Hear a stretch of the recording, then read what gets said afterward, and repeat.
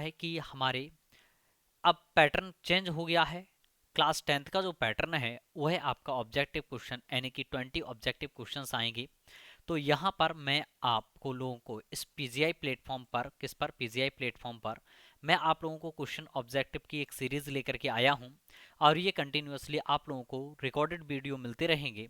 यदि आप लोगों को क्वेश्चन से रिलेटेड कोई भी कंप्लेंट रहती है या कोई चीज़ आपको समझ नहीं आती है या कोई भी प्रॉब्लम रहती है, तो आप लोगों को मैं नीचे अपने डिस्क्रिप्शन में अपना व्हाट्सअप नंबर दे दूंगा, जिसमें आकर के आप लोग उसका स्क्रीनशॉट कैप्चर करिएगा और हमारे पर्सनल नंबर पर आप सेंड कर दीजिएगा।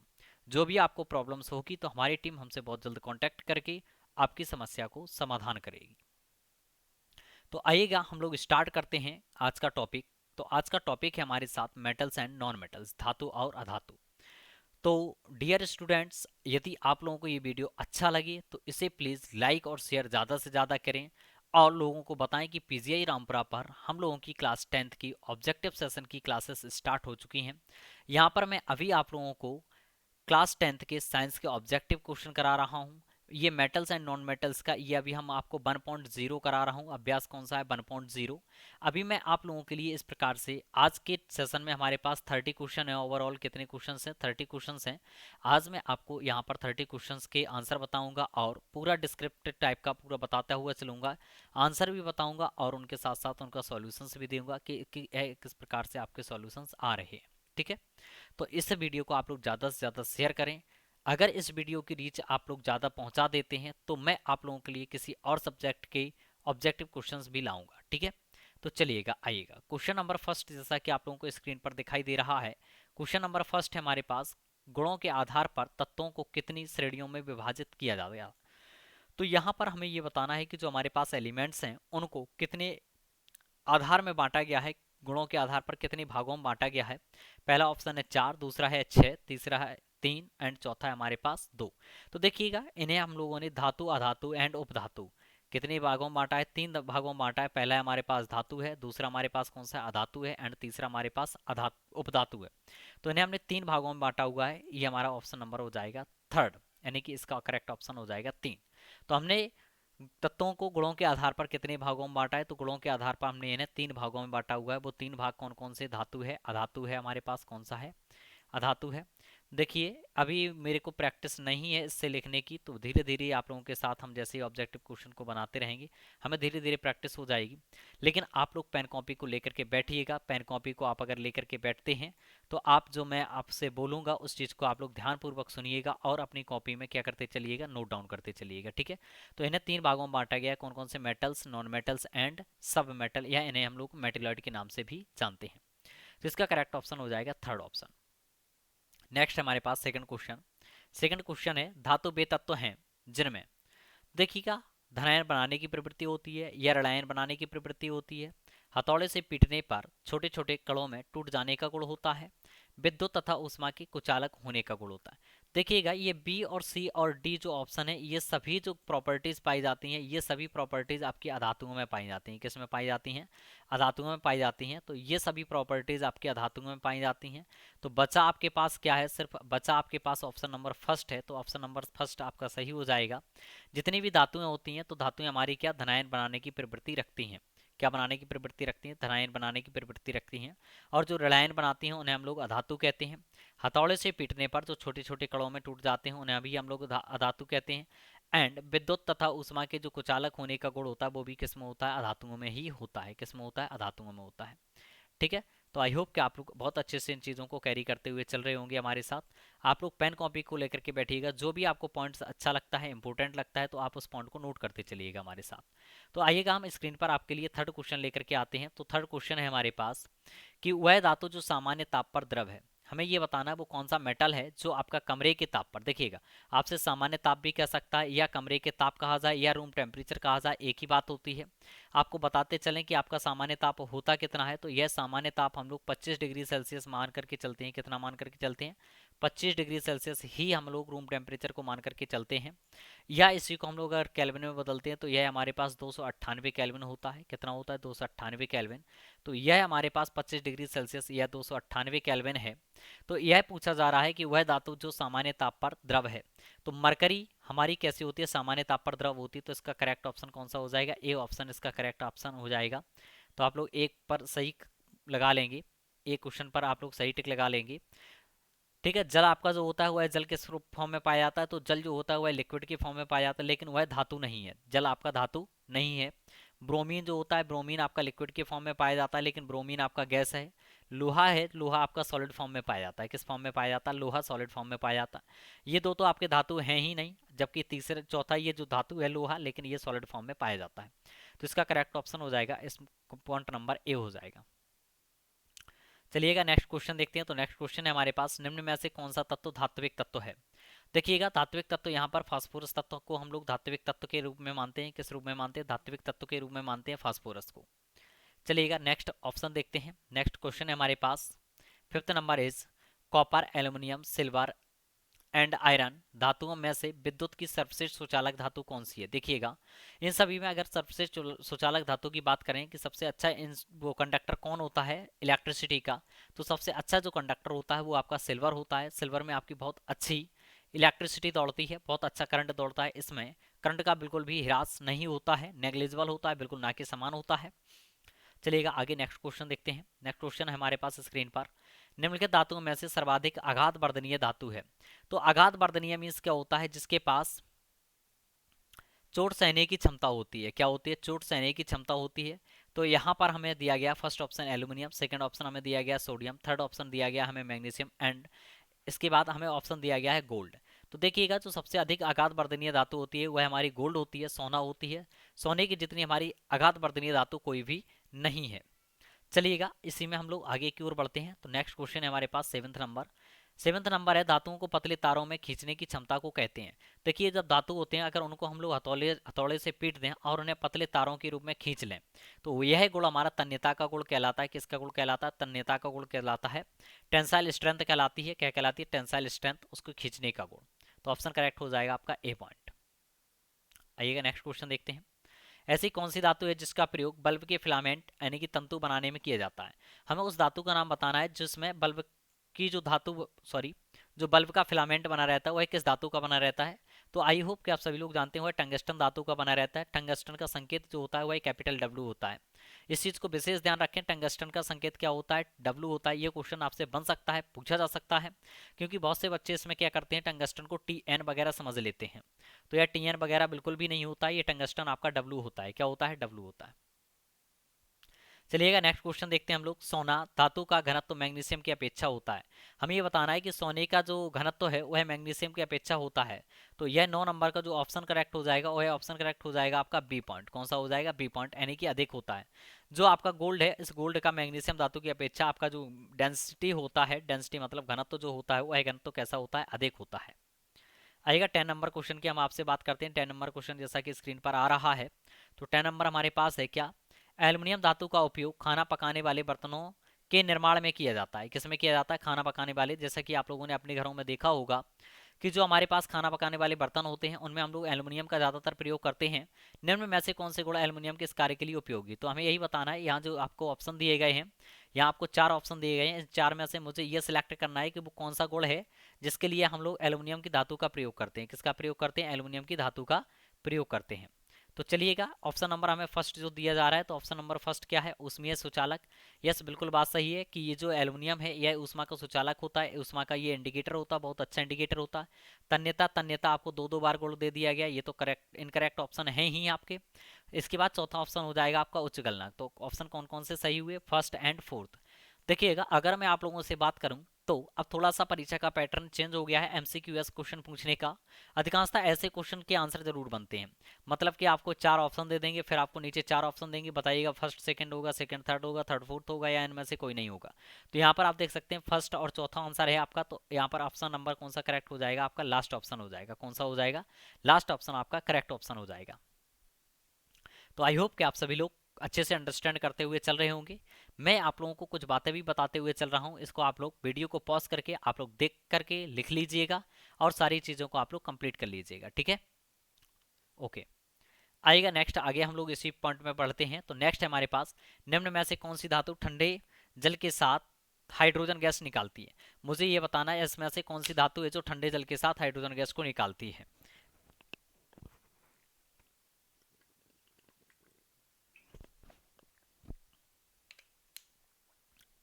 देखिएगा, ठंडे जल के साथ वही धातुएं आप क्रिया करेंगी जो धातुएं ज्यादा रिएक्टिव होंगी।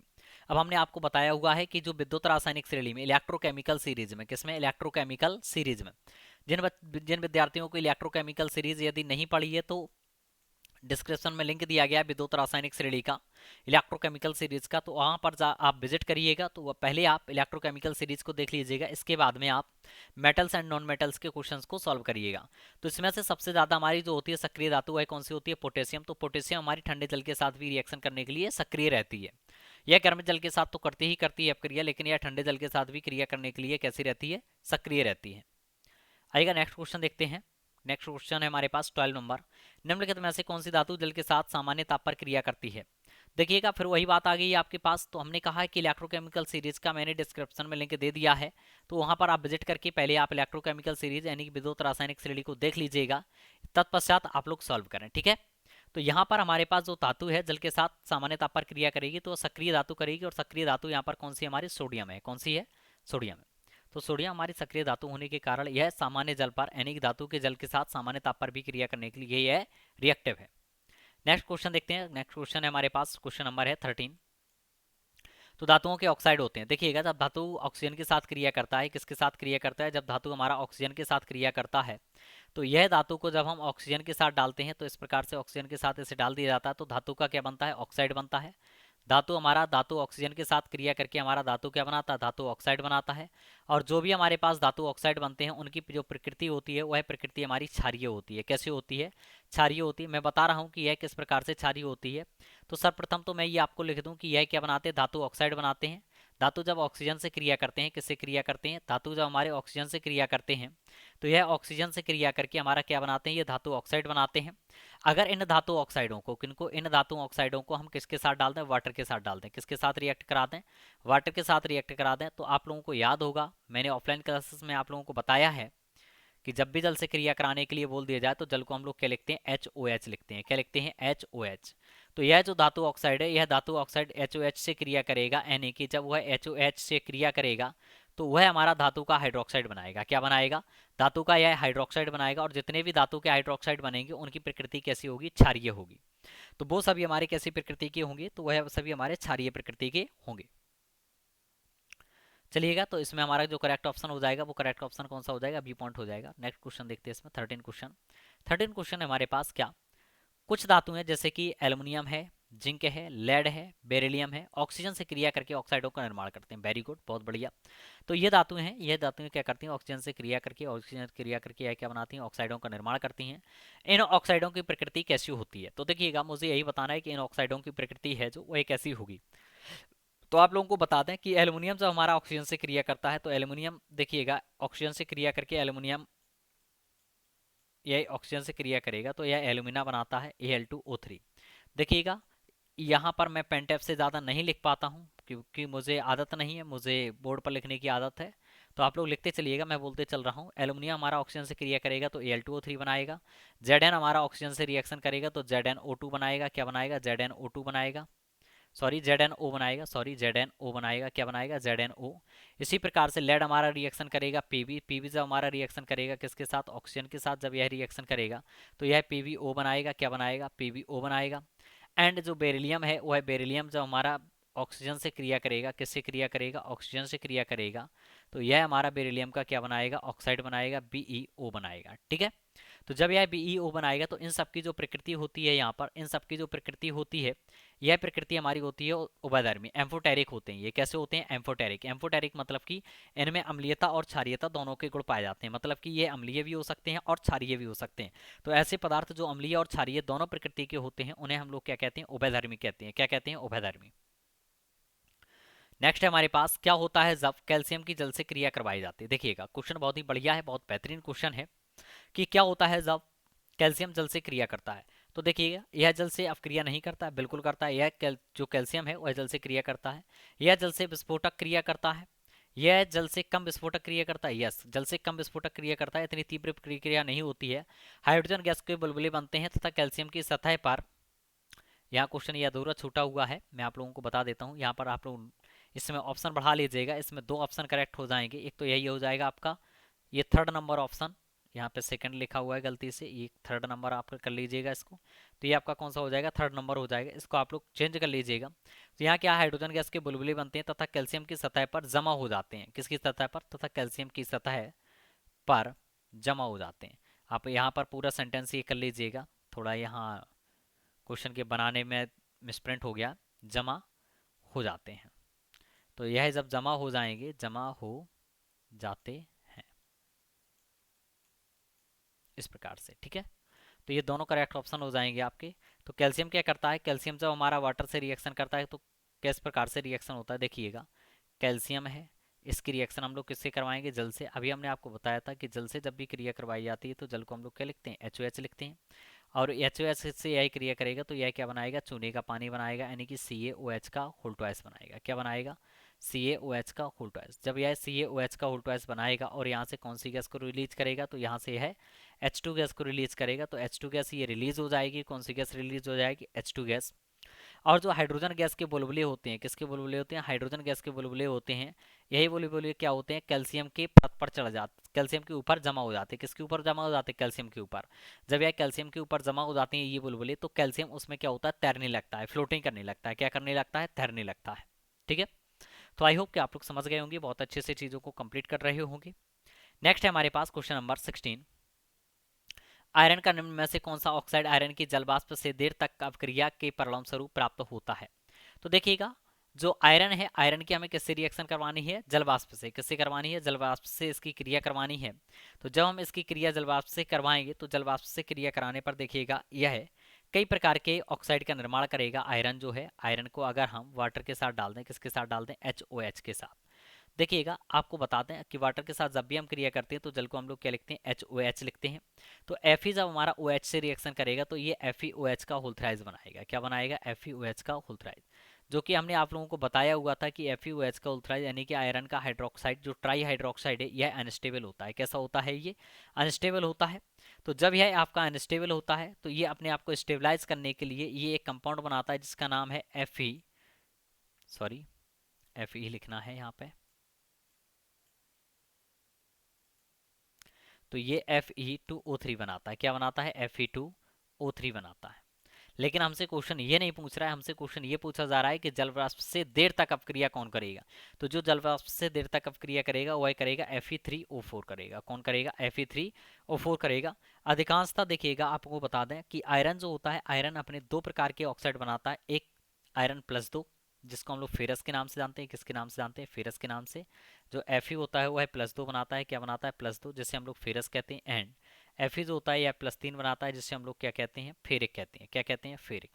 तो यह 2 प्रकार के ऑक्साइड बनाता है अपने। लेकिन अगर बात की जाए कि जलवाष्प से देर तक क्रिया करने की बात की जाए तो यह जलवाष्प से देर तक जो क्रिया करेगा वह कौन करेगा, Fe3O4 करेगा। करेक्ट ऑप्शन आपका हो जाएगा यहाँ पर सी पॉइंट। चलिएगा आगे की ओर बढ़ते हैं। नेक्स्ट क्वेश्चन है 70 नंबर। तो 70 नंबर है, निम्न में से कौन सी धातु शीतल व गर्म दोनों दशाओं में जल से क्रिया नहीं करती है। तो 17 क्वेश्चन का हमें आंसर बताना है। तो 17 क्वेश्चन का जो आंसर हो जाएगा, देखिएगा, सोडियम तो आपका ठंडे जल से भी क्रिया कर लेता है, कैल्शियम भी आपका कर लेगा, मैग्नीशियम भी कर लेगा। बचा आपका क्या है, तो बचा आपका आयरन है। अगर हम आयरन की बात करें तो आयरन सिर्फ वाष्प के साथ क्रिया करता है। किसके साथ क्रिया करता है, वाष्प के साथ क्रिया करता है। यह शीतल और गर्म जल के साथ यह क्रिया नहीं कर पाता है। शीतल और गर्म जल के साथ यह क्रिया नहीं कर पाता है। यह जो आयरन है, यह आयरन सिर्फ और सिर्फ किसके साथ क्रिया कर पाता है, तो यह हमारा सिर्फ क्रिया कर पाता है किसके साथ, वाष्प के साथ, ठीक है।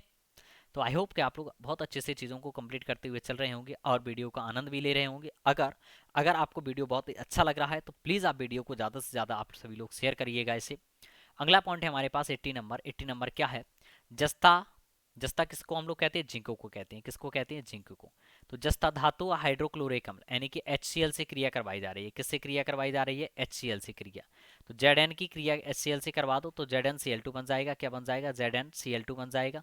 देखिएगा, आपको बताया गया था कि जिस प्रकार से आपकी अगर हाइड्रोजन से ऊपर की जितनी भी धातुएं हैं विद्युत रासायनिक श्रेणी में, वह धातुएं जब भी अम्ल से क्रिया करेंगी तो अम्ल से क्रिया करने पर एक ही गैस को निकालती हैं बाहर। वह कौन सी गैस होती है, हाइड्रोजन गैस। तो यहाँ से हमारी कौन सी गैस निकल जाएगी, तो यहाँ से हमारी हाइड्रोजन गैस बाहर निकल जाएगी, ठीक है। तो आई होप कि आप सभी लोग समझ रहे होंगे, बहुत अच्छे से एंजॉय कर रहे होंगे। और क्वेश्चन का भी मजा ले रहे होंगे आप लोग। अगला हमारे पास नेक्स्ट क्वेश्चन, सांद्र हाइड्रोक्लोरिक अम्ल HCl तथा नाइट्रिक सांद्र नाइट्रिक अम्ल HNO3 3:1 के अनुपात में। देखिएगा आपके माइंड में क्वेश्चन दौड़ चुका होगा कि ये क्या बनने वाला है। तो ये हमारा एक्वारेजिया बन रहा है। क्या बन रहा है? एक्वारेजिया। तो जैसे ही ये एक्वारेजिया बनता है तो एक्वारेजिया या अम्लराज जैसे हम लोग कहते हैं, तो पूछा जा रहा है कि इसकी प्रकृति कैसी होती है। देखिएगा आपको बताया गया था अम्लराज जो होता है वह इसकी प्रकृति कैसी होती है, संक्षारक होता है, कोरोसिव टाइप का होता है। कैसा होता है? कोरोसिव टाइप का होता है आपका। कैसा होता है? कोरोसिव टाइप का होता है। ठीक है, तो आइएगा 20 क्वेश्चन नंबर देखते हैं। तो 20 क्वेश्चन नंबर है हमारे पास, तनु सल्फ्यूरिक अम्ल H2SO4, यहाँ से कर लीजिएगा आप लोग, H2SO4 है, मैंगनीज से अपक्रिया करके किसका निर्माण करता है। देखिएगा अगर हम Mn मैंगनीज धातु को डाल दें किसके साथ? H2SO4 के साथ डाल दें। किसके साथ डालते हैं? H2SO4 के साथ। आपको पता है मैंगनीज का इलेक्ट्रोकेमिकल सीरीज में स्थान कहाँ है? ऊपर है।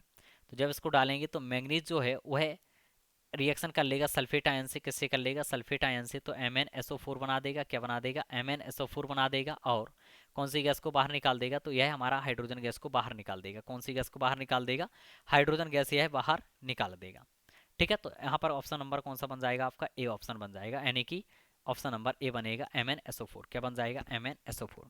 चलिएगा हम लोग और आगे की ओर देखते हैं, और गैस कौन सी निकलेगी? यहाँ पर हाइड्रोजन गैस निकलेगी।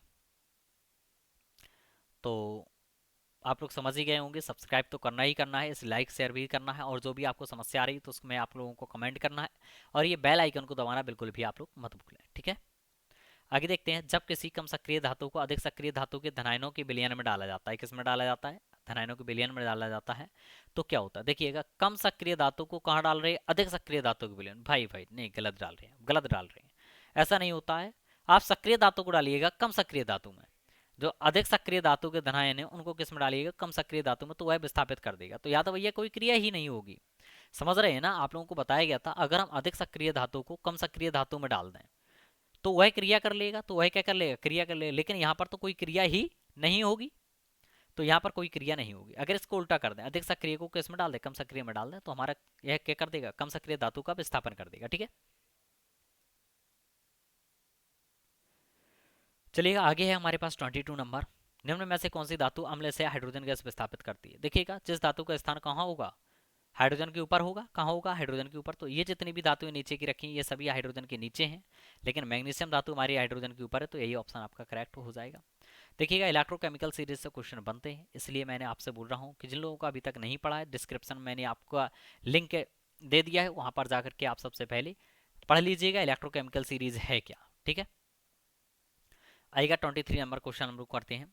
तो निम्नलिखित में से कौन सी धातु अम्ल से हाइड्रोजन गैस विस्थापित नहीं कर पाएगी? तो वह नहीं कर पाएगी जो आपकी विद्युत रासायनिक श्रेणी में कहाँ होगी? हाइड्रोजन के नीचे होगी। तो आप देखिएगा कॉपर का स्थान हाइड्रोजन के नीचे होता है, तो यही करेक्ट ऑप्शन आपका हो जाएगा। नेक्स्ट है, यदि कॉपर को वायु में खुला रखते हैं तो इसकी भूरी चमकीली सतह धीरे धीरे अपनी चमक खो देती है तथा इस पर एक हरे रंग की परत जमा हो जाती है। यह निम्न के बनने के कारण होता है। देखिएगा यह इस कारण होता है, आप लोगों को बता दें कि जब यह वायु में रखी होती है, किस में रखी होती है? वायु में रखी होती है, और इस पर किसकी चमक आ जाती, हरी परत चढ़ जाती है। किसकी परत चढ़ जाती है? हरी परत चढ़ जाती है, तो वह कॉपर कार्बोनेट होता है। कॉपर कार्बोनेट की यह हरी परत चढ़ जाने के कारण यह होता है। किसके कारण होता है? कॉपर कार्बोनेट की यह हरी परत चढ़ जाने के कारण होता है। ठीक है, चलिएगा आगे की ओर हम लोग बढ़ते हैं। तो आगे देखते हैं 25 नंबर है, 25 नंबर पीतल है। तो पीतल एक आपका मिश्र धातु है। क्या है? एलॉय है। क्या है? एलॉय है। ये पीतल आपका मिश्र धातु है। इसमें आप लोगों को पता है कि कॉपर जो होता है, कॉपर हमारा कितना मिला होता है इसमें? 70% होता है। कितना होता है? कॉपर जो होता है वह 70% होता है। एंड इसमें जो हमारे पास जिंक पाया जाता है, क्या पाया जाता है? जिंक जो पाया जाता है वह जिंक हमारे पास 30% होता है। कितना होता है? 30%। तो जिंक हमारे पास जो पाया जाता है वह 30% पाया जाता है। तो यह एक क्या है? एलॉय है, यानी कि मिश्र धातु है। क्वेश्चन नंबर नेक्स्ट है हमारे पास, एंटीमनी है।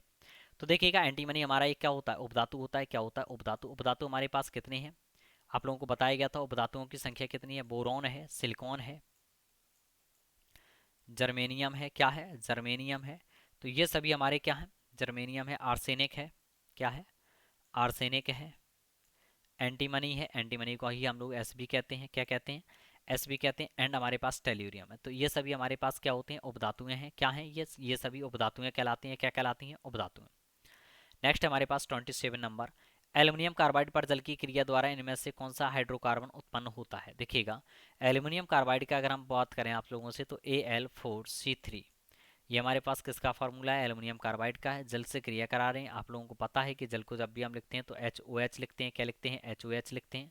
तो रिएक्शन होता है, रिएक्शन होने पर आपके पास बनता है C2H2। क्या बनता है? C2H2 एंड AlOH का होल थ्राइस। तो ये हमारे पास इस प्रकार से बन जाता है। तो ये जब हमारे पास इस प्रकार से बन जाता है तो हमारे पास ये जो गैस बनी हुई है, इसी गैस का नाम हमारा क्या होता है? एसिटिलीन गैस होता है। क्या होता है? इसी गैस को हम लोग एसिटिलीन गैस कहते हैं। क्या नाम देते हैं इसको? हम लोग एसिटिलीन नाम देते हैं। क्या देते हैं? एसिटिलीन। तो यहाँ करेक्ट ऑप्शन आपका हो जाएगा सी पॉइंट। कौन सा हो जाएगा? C point. नेक्स्ट है हमारे पास 28 नंबर। निम्न में से कौन सा गुण सामान्यतः आयनिक यौगिकों द्वारा प्रदर्शित नहीं किया जाता है? तो जल में विलेयता, ठोस अवस्था में विद्युत चालकता, उच्च गलनांक तथा क्वथनांक, गलित अवस्था में विद्युत। देखिएगा, ये जल में विलेयता भी प्रदर्शित करते हैं, उच्च गलनांक और कुछ ये क्वथनांक भी करते हैं, गलित अवस्था में विद्युत चालकता भी करते हैं। लेकिन भाई ये ठोस अवस्था में विद्युत चालकता बिल्कुल भी नहीं कर सकते। आपको बताया गया था चालकता के लिए फ्री आयंस या फ्री इलेक्ट्रॉन्स का होना बहुत जरूरी है। किसका? फ्री आयंस का या फ्री इलेक्ट्रॉन्स का होना बहुत ज़रूरी है। तो यहाँ पर वो एक भी नहीं है। ठीक है, तो यहाँ पर ऑप्शन जो हो जाएगा वो है आपका बी पॉइंट हो जाएगा। नेक्स्ट है अमलगम होते हैं। ये वेरी सिंपल है। जब भी मरकरी धातुओं को मरकरी के साथ डाल दिया जाए, किसके साथ डाल दिया जाए? मरकरी। मरकरी प्लस धातुओं को डाल दिया जाए तो वह जो बनेगा वह धातु अमलगम कहलाता है। क्या कहलाता है? धातु अमलगम कहलाता है। इस प्रकार से, ठीक है। तो मरकरी प्लस धातु का ही मिश्रण हमारा क्या कहलाता है? धातु अमलगम कहलाता है। तो अमलगम है, तो बताइएगा अमलगम हमारे पास क्या है? तो अमलगम का जो ऑप्शन नंबर हो जाएगा आपका, तो वह ऑप्शन नंबर हमारे पास हो जाएगा कौन सा? बी पॉइंट हो जाएगा, क्योंकि ये मिश्र धातु है। हमने आपको क्या बताया, जब भी मरकरी के साथ किसी भी धातु को मिक्स किया जाता है, क्या किया जाता है? मिक्स किया जाता है, तो वह हमारा ये क्या बनता है? मिश्रण बनता है। क्या बनता है? मिश्रण बनता है, मिश्र धातु बनती है। ठीक है।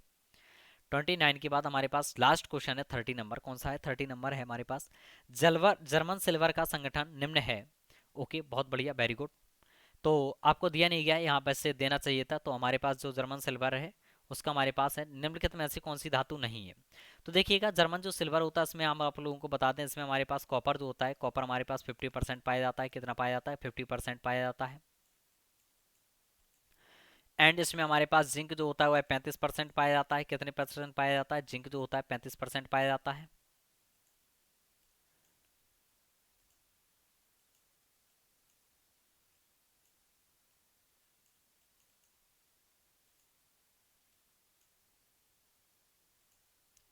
जो Zn है वह हमारे पास कितना पाया जाता है? तो यह हमारे पास 35% पाया जाता है।